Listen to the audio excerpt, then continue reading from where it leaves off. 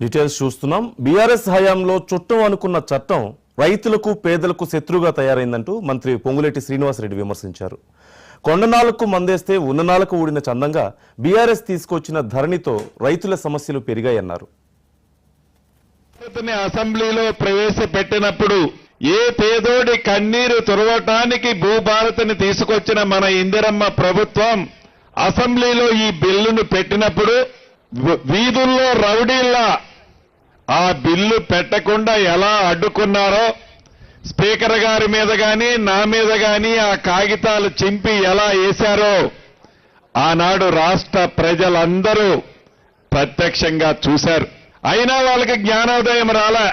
2 పర్యాయాలు చెంప చెల్లుమనేటట్టు తెలంగాణ ప్రజల తీర్పు ఇచ్చినా వారు ఏం తప్పు చేశారో, ధరణిలో ఏమి తప్పులున్నాయో అనేది గ్రహించకుండా ప్రతిపక్షంలో ఉన్నావు కాబట్టి ఏది పడితే అది మాట్లాడతామని, మాట్లాడితే చెల్లుద్దని వారు అనుకున్నారే తప్ప వారు చేసిన తప్పుని గ్రహించకపోవటం నిజంగా దురదృష్టకరం. ఈ వేదిక మీద నుంచి వారిని ఒక్కటే అడగదలుచుకున్నాను. 2020 చట్టం చేసిన తర్వాత ఏ పొద్దైనా, ఏ ఊళ్ళోనైనా, ఏ వాడలోనైనా ఇటువంటి రెవెన్యూ సదస్సుని మీరు పెట్టగలిగారా?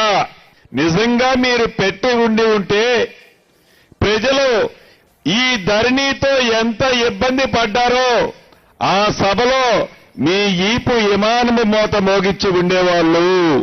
అంటే కనీసం ప్రజా దర్బారు రెవెన్యూను గురించి రెవెన్యూ సదస్సును కూడా పెట్టలేని ఒక చట్టాన్ని చేశామని ఒప్పుకోకుండా ఇంకా నోరడ్డం వేసుకొని నోరుంది కదా అని ఏది పడితే అది మాట్లాడితే తెలంగాణ ప్రజలు, ముఖ్యంగా ఇందిరమ్మ ప్రభుత్వాన్ని ఆశించిన ప్రజలు మిమ్మల్ని ఎప్పటికీ క్షమించరని తెలియజేసుకుంటున్నాను.